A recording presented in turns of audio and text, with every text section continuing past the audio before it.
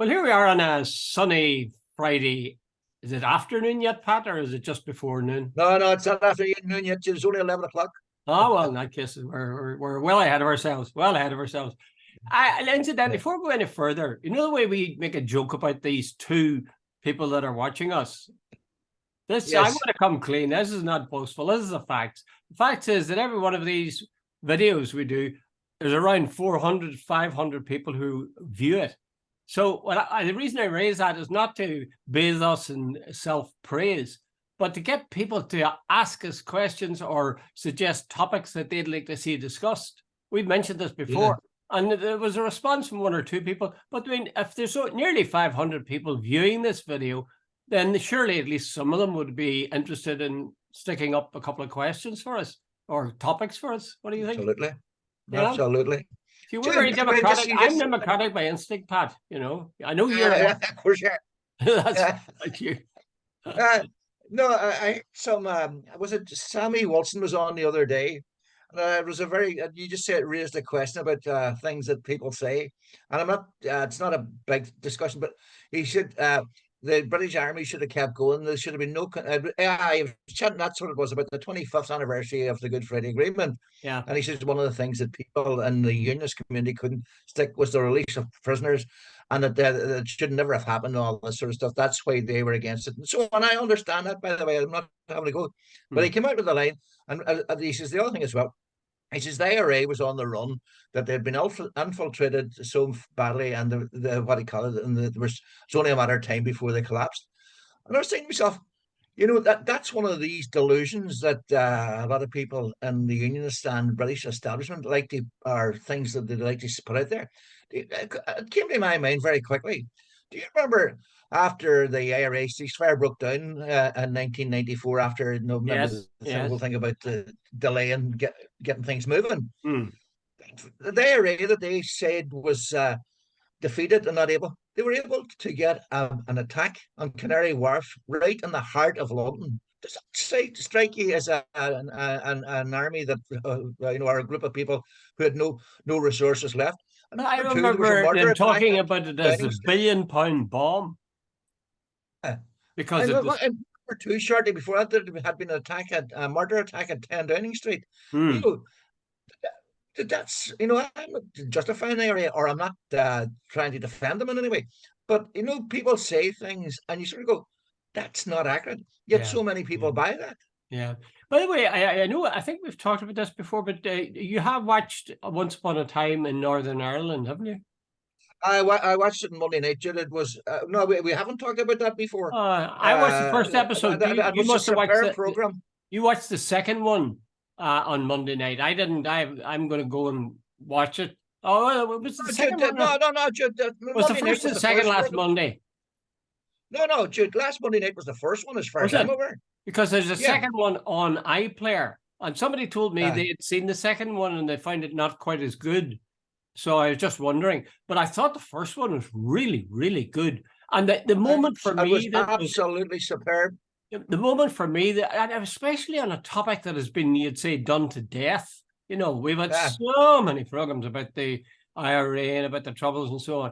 But the moment that stuck out for me was, you remember that clip of David Frost talking to people from the Shankill? Yeah. And the guy put his hand up and said, "It's my regret is that they didn't kill more of them." You remember that? I just thought that was unbelievable. Unbelievable. Yeah. Well, maybe he was under the impression IRA people. Was that what he was thinking, or what? Yeah. No, remember he said it wasn't Bloody Sunday; it was Good Sunday. Oh, like, and you could even see the look on Frost's face. Yeah. No, Jude, the one, the thing that struck me as really profound. The girl in the green dress. I think her name is Fiona Gallagher. Her brother was called Jim Gallagher. He was on a bus. Apparently, I know a woman who would be a relative of that family. And she said Jim Gallagher was the most civil, easygoing fella you could meet.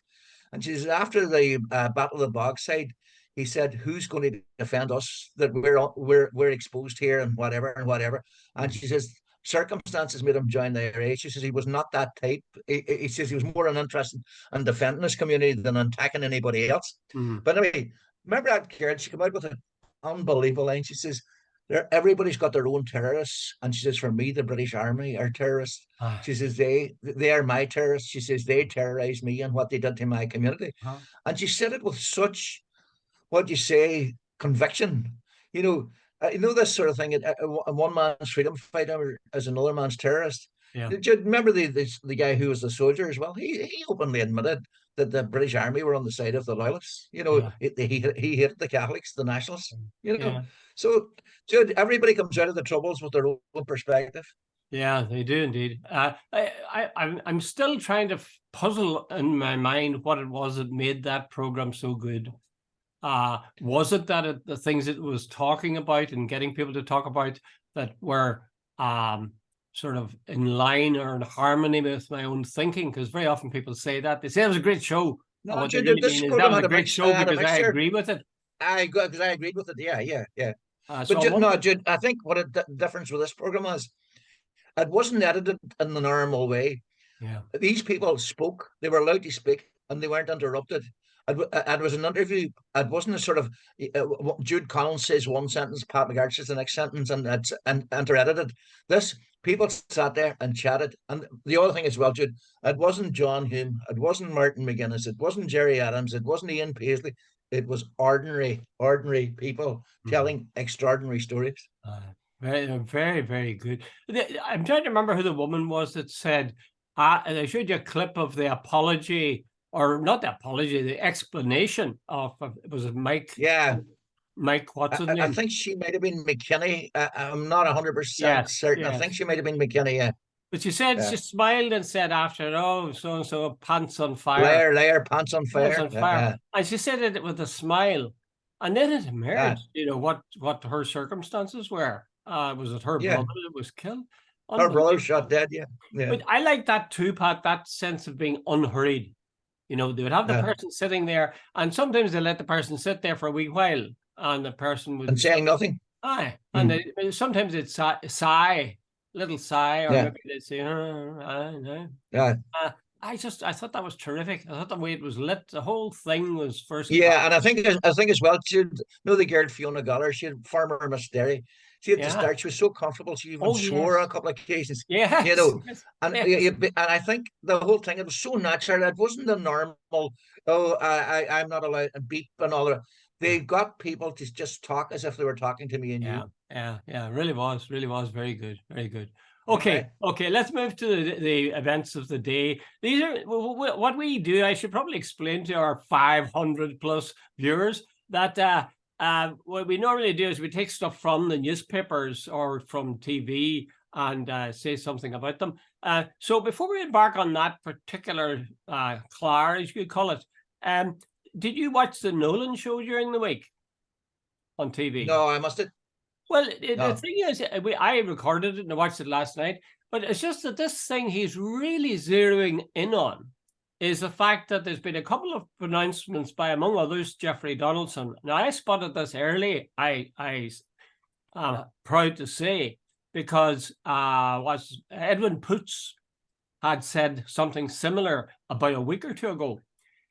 Jeffrey said, talked about going to the British government and prioritizing political and financial matters. And Yeah. Nolan has interpreted that as saying these guys are going to leave the framework the way it is, despite what they told us before the election, and they're going to come with a couple of billion. And they're going to say, look what we got. And they Yeah. know that they needn't be afraid. Do you think that's likely to work out that way, Pat? Jude, actually, I wrote my column in the Daily Mirror exactly that subject.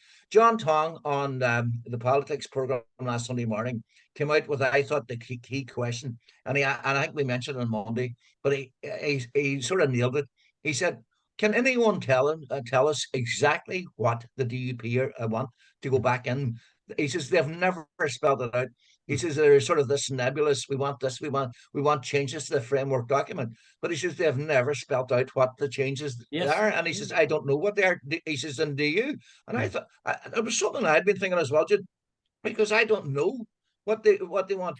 Well, they So now started off, Pat, they started go off ahead. by saying they wanted the whole thing abolished. Yeah, exactly. And that was never going to happen. Aye. And then they moved to the point where they were saying there have to be changes made. And now the way Yeah. Nolan's, I mean, he's really pushing this like nobody's business, because I heard him on this morning on the radio, this idea that they're going to go for a financial settlement and hope that that'll carry them and their supporters with them. Interesting, Yeah. very interesting. Okay, let's go to a slightly more localized item that I saw in the Irish Times this morning. And that was this thing where in Greystones near Dublin, the parents have agreed with the school that the smartphone will not be used by the children until second level. Now, I'm not 100% sure if they mean by that they won't have a smartphone in the school or whether they won't have a smartphone at all.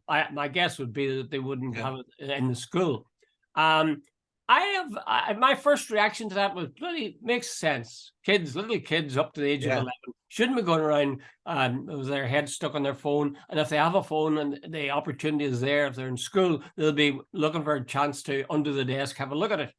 That was my first reaction. And then I began to think, the phone is such a powerful instrument. It's really a little computer. Why don't they, instead of trying to block this new invention, why don't schools take it and use it to develop the subjects that they are trying to develop? Like literacy, for example, kids are texting all the time. So couldn't you use that texting and say, okay, so you're using, this is the way you use text language. How would we use that if we were going to put that as a formal statement in a letter or something? So there'd be all sorts of opportunities for developing the written word. You could use numeracy as well, comparing prices of different things in terms of phones, contracts, God knows what. I just think it's a kind of a blinkered view of things to say this progress, this invention of the phone hasn't happened, and what we must do is close the gates against it. Would you feel that's a bit too pie in the sky? I don't. You know something? I've never watched. I can still upset. I've never watched a full episode of EastEnders. But Monday night, I was. In fact, there was two programs on. So on Monday night, I was going on the other TV. I was trying to in the other room. I was going to. There's a program that's called Steel Town Murders. I'm watching on a Monday night, and that program, the Once Upon a Time in Northern Ireland was on. The two clashed. They were both on at 9 o'clock. So I was recording one and watching the other. But the 2 minutes I was setting the TV up to record, there was a thing on EastEnders. These group of young fellas in school, and one of the young girls, her mother had posed for topless for some magazine or something, and all the wee boys were sitting around watching, and she was going, what are they laughing at? What's so funny? And then she discovered that they were looking at her mother, who had appeared topless in something or other, or some porn. I don't really genuinely don't know, because I turned off because I was going on to do something else. Yeah, you know what you're mentioning there, this thing about bringing phones into school and maybe teaching them literacy and numeracy and all the rest. Jude, I think the whole problem about it's impossible to police once they're in school. You might think they're watching the grammar, and are learning their subtractions or whatever. But they could be sitting watching Minecraft or putting up someone, I don't know what, 10 and 11-year-olds. It's the policing. Jude, one of the things they said, and I heard it quite, my eldest son's a school teacher as well, and he says phones are very, very disruptive in school. And Jude, there've been a track record of bullying kids, and Jude, I'm being very careful about a wee child, and not too far from me, died quite recently after being bullied at school. And that's and I'm online saying bullying. That's online what I say. bullying. Online bullying. Online bullying, as far as I'm aware. The other thing is, they're saying that phones have increased the anxiety amongst some of the kids because they're comparing themselves. Somebody can put something up about them, and Pat McGartt is a fat, whatever, and I'm 10 years of age. Now, call me a fat, whatever, at this stage of my life, I couldn't give a monkey's. But when I'm 10, I might. There's all this sort of stuff. It's a modern world. And somebody said the other day, and I agree with it totally. Thanks, but they didn't use the word Jesus. They used that I grew up before technology, because so many things that I have done, if they were recorded. Do you remember some years ago? And I'm sorry for bringing up all the sort of salacious ones, but I remember a wee girl got involved in down at some fete or failure down south, she was pictured doing, having an embrace, well, say, with some fella, and so one of her friends put it up on Facebook. That wee girl, I think, had to leave the whole area and emigrate and all the rest of it. So, the whole thing. While I can see where you're coming from, they should go for the positive. So how do you police it? And so much of it is negative. That's a very convincing case you've argued, and I would have the same reservations. I suppose it's just a part of me that notices that when new technologies emerge, there's a tendency on the part of schools and education generally, and maybe the older generation, to want to push it away. I mean, I remember the time when horror comics were corrupting our youth. I remember the time when we said they'll have square eyes sitting there watching TV like dead lumps. And now it's the internet. I do remember too also the time that the calculator was forbidden in school. Yeah. Kids weren't to use calculator. I personally, you may disagree with me now, Pat, but I think it's crazy to have put kids through all the bother of times tables. Now, I know some people think differently from this, but I think it's a waste of time learning the times tables up to 12. And after that, you haven't a clue how it's 13, 14 or anything like that. No. When you have a calculator can do it for you. It's like saying, I use a push mower. Well, I have an electric one or I have a motor one, but I'll not use it. I'll use a push one, because it's natural. Somebody came on the other day there and says, here, another day goes past and I haven't used A plus B equals C. That's right. There's so many things I think that could be valuable for kids, or even instruments that could be valuable. And I think there's a tendency in schools generally, and the older generation as well, like myself, to say, that's rubbish. For example, in terms of pop songs, I have now reached the stage where my grandfather probably was, and certainly my father was, that all pop music is just rubbish. I don't know, it's not any absolutely. And that's what they were saying when Elvis was emerging. By the way, Jude, there's a great one. I don't know if I told you, it's a great one on the other day. What is the saddest pop song you've ever heard? And this fellow replied, Westlife, there's a song, Flying Without Wings. It's about a disabled bird. Where was that? That's one of the funniest things. But anyway, sorry. Where was that? Where did you come across that? No, it was a question of social media. What's the saddest song? Going back, Flying Without Wings by Westlife. It's about a disabled bird.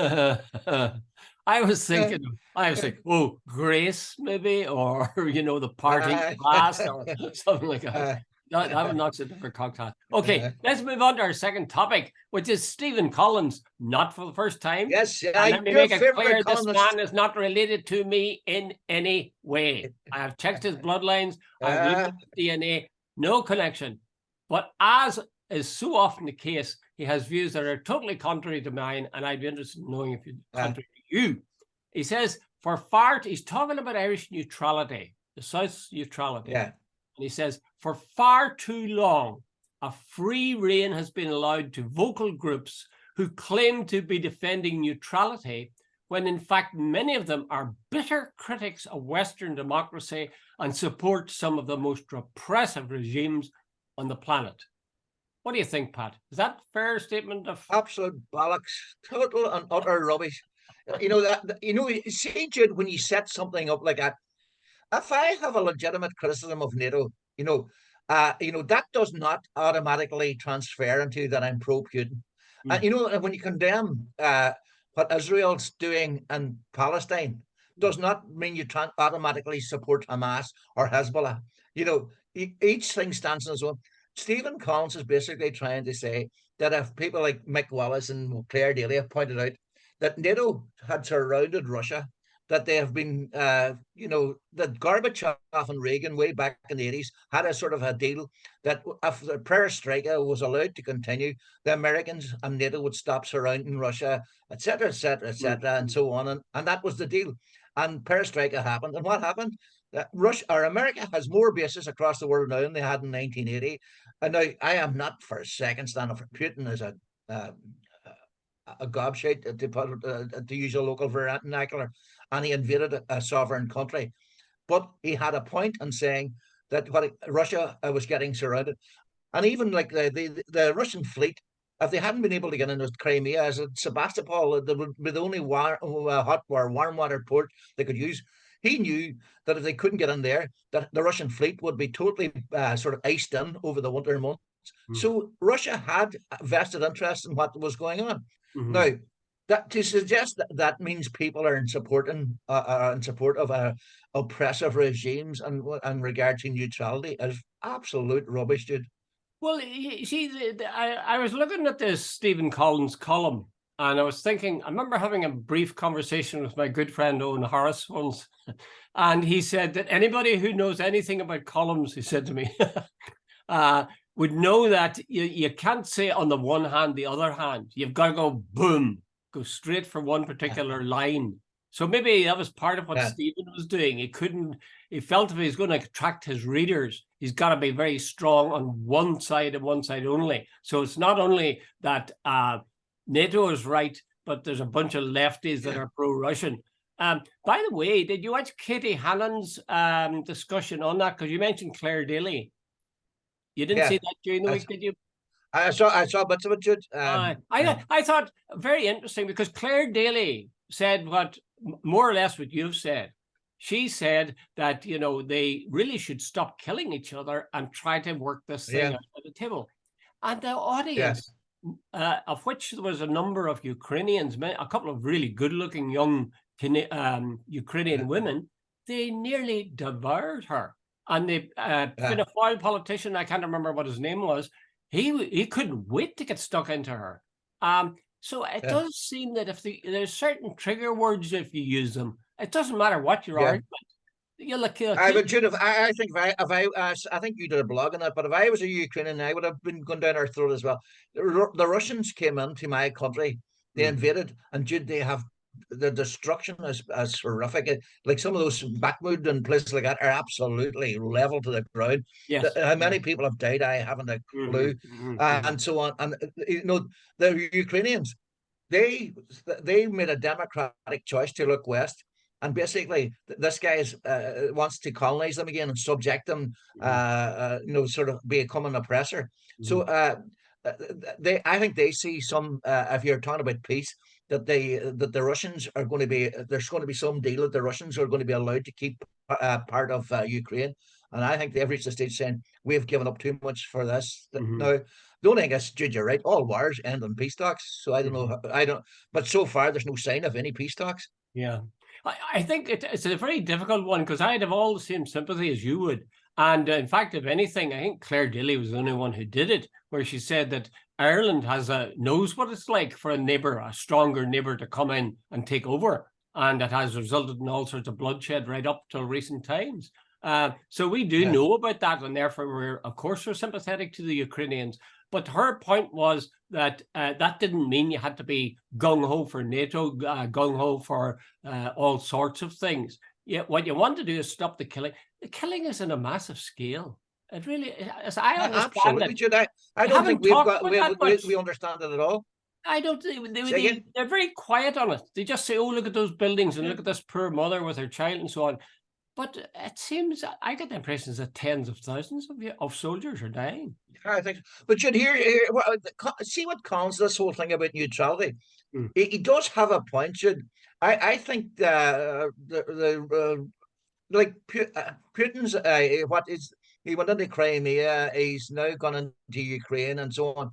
And what the Swedes and the Finns and various other people have become very exercised about what exactly Russia's at. And then, of course, there are also claims that we, the Irish, have been freeloading on the Brits and various and so on.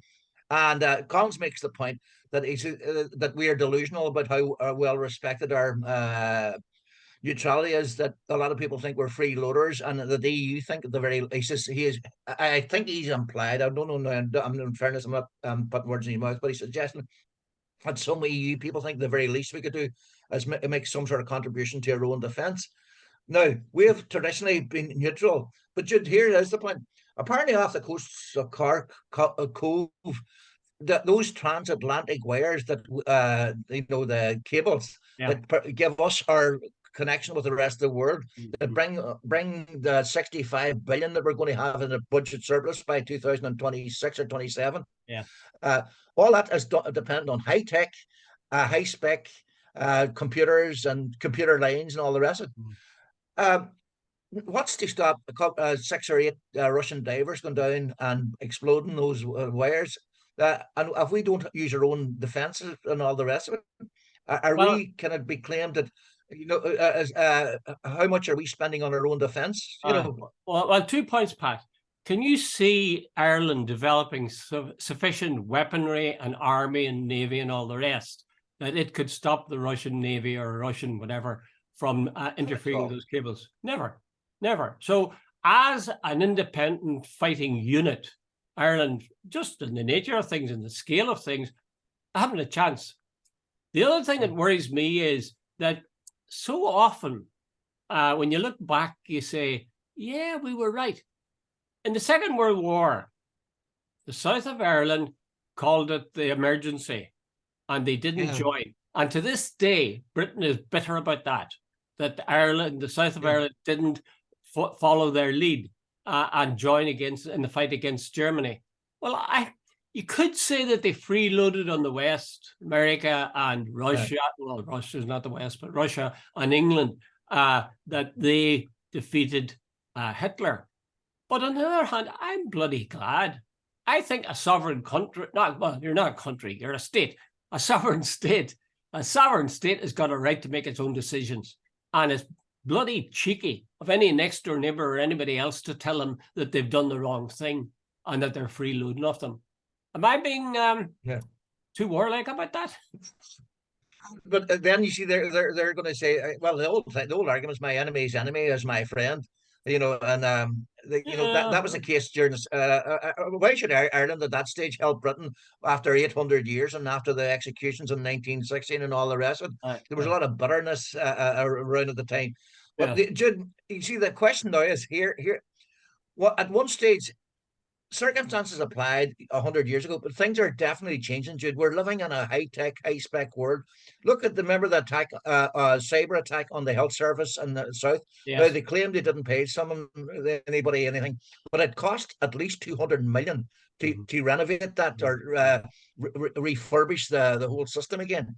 Now, do we live can we sort of say now we live in a world where we can just decide, no, we're not going to, pay for our own security or we're going to remain neutral? Can we, as what I'm asking, do you believe, is it realistic to say we can be totally neutral and we're taking the high moral ground? Well, with regard to cybersecurity, I think they should, as I understand it, cybersecurity involves being sufficiently technically competent that you can block any attempts to destroy your database or whatever it is. I think that's a different kind of arming yourself from getting guns and tanks and so on and going off to attack the enemy. At the back of my mind, Pat, all the time is Vietnam.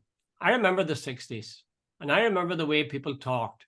And I remember the Americans were very upset with the Brits that they didn't send troops to fight in the war in Vietnam. I remember the US and any number of other people swearing that this was a domino, that if they succeeded in Vietnam, the next thing would be Cambodia and all the rest. Cambodia and the next would be South America. I remember all that.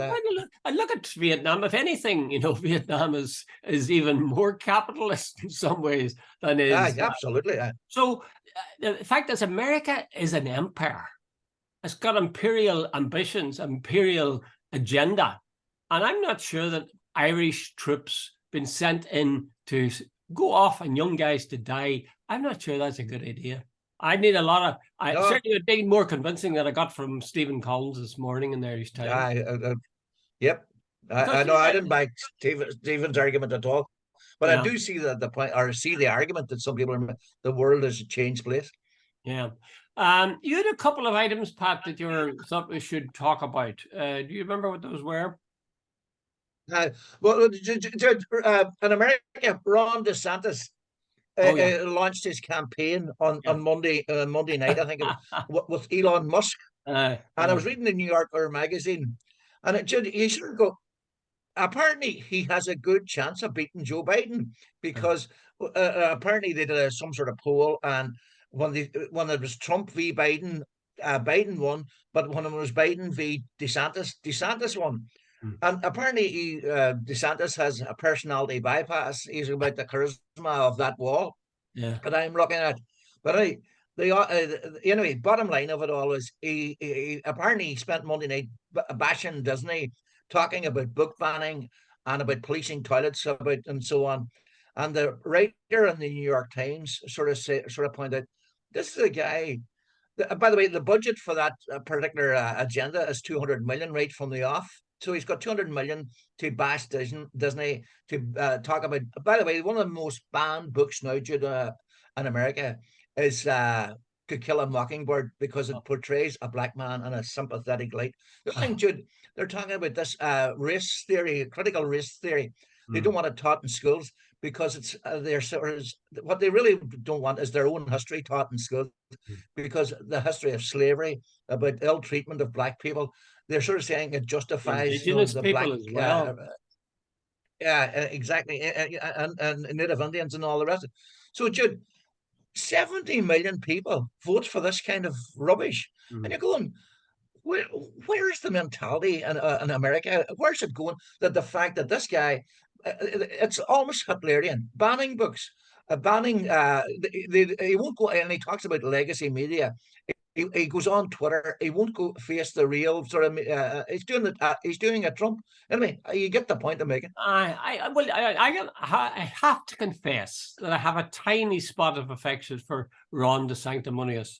The first thing is that his launch blew up in his face. They couldn't get the bloody 25 minutes thing to work. Elon Musk was there, I think, and 25 minutes was spent trying to get it up to say he's going to be the run for the presidency. And I thought of another occasion with the SDLP. Remember Alistair MacDonald's launch where he said, "Oh, Jesus, ads, cut out, take those lights out, they're blinding me." Do you remember that? A lot of people were laughing, and I laughed too, I have to confess. But, you know, the fact that the lights were blinding Alistair MacDonald didn't mean that he wasn't necessarily a good leader for the SDLP. He might have been. And the same thing I would say applies to Ron DeSantis. He might or might not be a really good leader or a candidate for the Republicans, but the failure to get the Twitter account to work the other night, really, we shouldn't judge him by that. We should judge him by other things. But as you say, some of the other things he's listing. But the thing is, Pat, you said he had a personality bypass. To look at him on the screen, I would rather look at him than I would at Trump. There's something about Trump that's true. Sort of is disgusting. This guy's a sort of a page, which is at least better than. Is that lower lip thrust out, you know, and that pugnacious walk that Trump. I just find it unbelievable. But again, it's we're doing 4 minutes. One of the other things I saw it the other night in social media. Remember when they were discussing the border and about trade arrangements?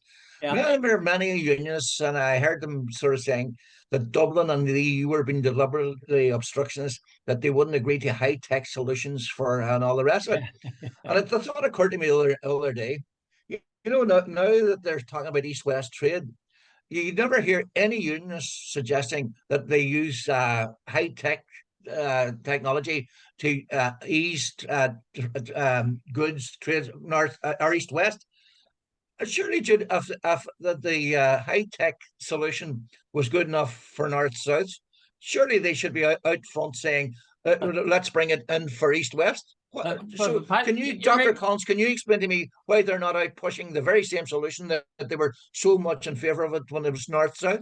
Well, I would answer that with a question, Pat. I would say, why do you expect the DUP to talk rationally or in a consistent manner? Of course they should. Of course they should apply the same argument. It doesn't suit them. They don't want to do that. My only concern, we're running short of time now, but my main concern is, will the DUP do what it looks very much like they'll do, that they'll follow the money, they'll get the money, and they'll somehow brush aside what this terrible Windsor framework was. And Yeah. we know there's talking it could happen inside the next couple of weeks, and then that they come back in September. And I noticed that Michelle O'Neill is saying, don't wait till then. So she seems to be fairly sure that they're going to come back then. What, would you agree with that or not? Jude, I don't know where I've lost track of what the DUP actually want, and I've lost track on what they're, it's Jude, every day I usually listen to the 4:30 or the 4 o'clock news on BBC on the radio, because I happen to be in a certain place at a certain time, and I always listen to it. Mm. And every day, all I hear now, almost daily, cuts, cuts, cuts, waiting lists, waiting lists, waiting lists. GPs gone, the NHS gone, hospitals overcrowded, everything. Community groups losing money, and I don't know. Like, okay, maybe it's playing well and the unions, but it's not playing well with anyone else, and it's not playing well with the British government. Yeah, and I think the DUP are well aware of that. And in fact, I'd say some of their own supporters are feeling the heat. And with all this nonsense about they need grass first, I think if you've got a child that's sick, or if you've got some condition, you need to be examined by a surgeon or by a specialist. Yeah, you're not going to be too concerned about what the wording of the Windsor framework is. So I think the DUP sees the writing on the wall, and they're just sort of priming the pump so that they can tell their followers, listen, we're going back in, but we're going to bring loads of money. That'll help to solve some of your everyday crises. You think? Yeah. By the way, here's quick questions for you. Yeah. The GAA of this new policy, Go GAA, it's for kids, and there's going to be no winners, no losers. Everybody gets a medal at the end of it. Do you agree with that or don't agree with it? Yes or no? I don't agree with it. I don't agree. Part of me understands it, because we set up oppositions. Life doesn't have to be that way. We should be cooperating far more than we do. So I can see what they're trying to do. But let's face it, football games aren't terribly exciting if nobody's going to win. Or even draw. You say, you have the ball first. No, you have it. No, you were there before me. Anyway, it's Pat. like the old school teacher. It's like the old school teacher I knew. He says, I used to fancy the best looking girl at the end of the street. She didn't fancy me. He says, that's life. Okay, Pat. All the best. Thanks very much. All the